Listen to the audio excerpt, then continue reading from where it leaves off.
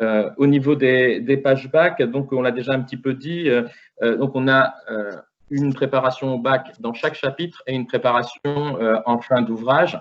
La différence, c'est que dans chaque chapitre, la préparation se fait spécifiquement sur le thème évidemment du chapitre, ce qui veut dire qu'on n'est pas dans des épreuves bac telles qu'elles existent au bac, puisque vous savez bien qu'au bac, en épreuve composée en tout cas, on ne peut pas avoir la première partie, la deuxième partie qui sont sur le même chapitre.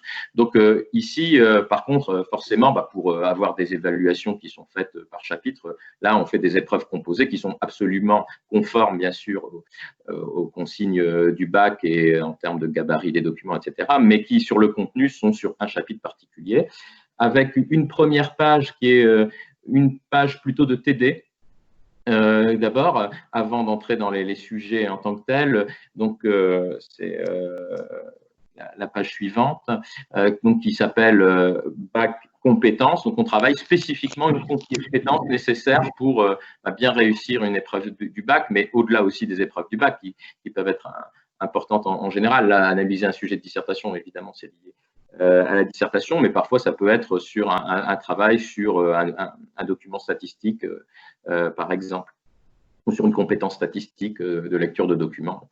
Alors, cette page-là, elle est pensée comme un TD, c'est-à-dire qu'elle ne se fait pas forcément avec des documents classiques ou des documents du bac. Ça peut être, comme on le voit là, par exemple, sur l'analyse d'un sujet de dissertation, on donne des sujets, mais les sujets au sens des libellés en tant que tel. Et l'idée, c'est d'avoir une réflexion d'abord sur le libellé sans même avoir nécessairement le dossier documentaire.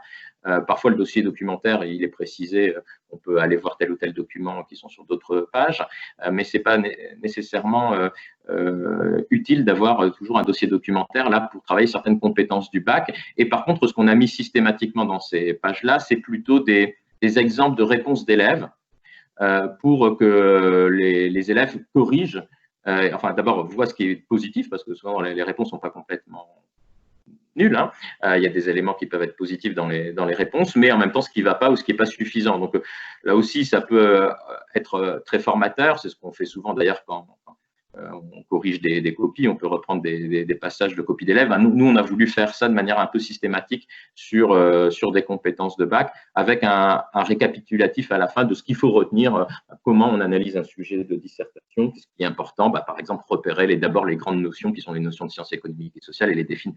Donc évidemment, pour nous, c'est évident. Pour les élèves, ça ne l'est pas forcément. Donc ces petits récaps méthodes qui sont vraiment très, très courts, l'idée, c'est vraiment qu'ils acquièrent des automatismes, avec une progression, bien sûr, pensée sur l'ensemble du manuel, et donc de chapitre en chapitre, les compétences ne sont pas les mêmes qui sont travaillées, mais dans une logique de progressivité.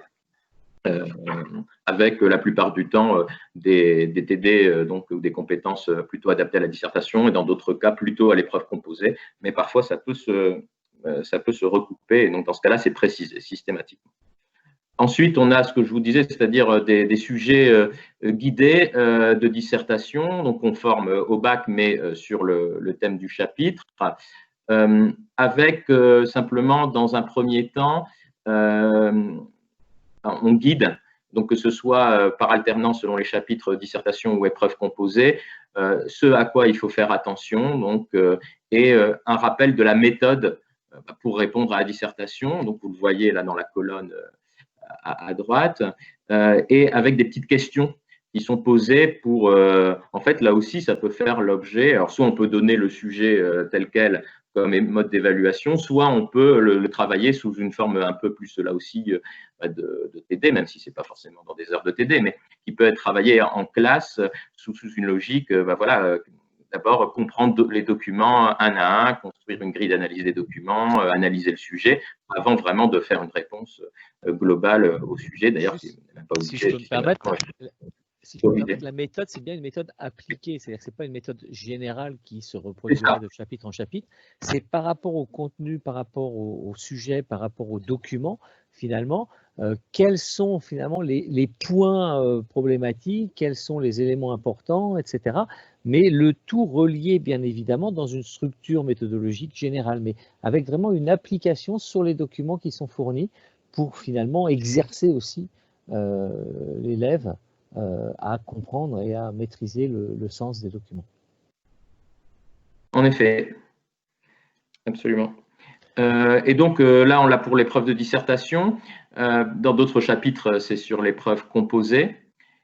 Donc, on va le voir là sur la double page suivante d'un autre chapitre où on retrouve la même chose, avec aussi des petites aides parfois sur certains documents ou des petits, disons, des petits warnings qui viennent dire attention, tel document, ne confondez pas un ralentissement de la croissance avec une diminution, par exemple. Donc, des points de vigilance en quelque sorte. Et donc, dans chaque chapitre, on a bien un sujet guidé. Et on a par ailleurs un sujet brut. Donc, dans chaque chapitre, on a un sujet de dissertation, un sujet d'épreuve composée. Par alternance, l'un est guidé et l'autre est directement brut. Là, donc, là, il n'y a pas de guide. Et donc, voilà. Ce qui fait donc 7 pages au total de préparation au bac dans chaque chapitre. Si l'on ajoute la préparation au grand oral, qui est aussi sur chaque chapitre. Voilà. Et exactement. Donc, on va voir là la dernière chose. On peut te laisser.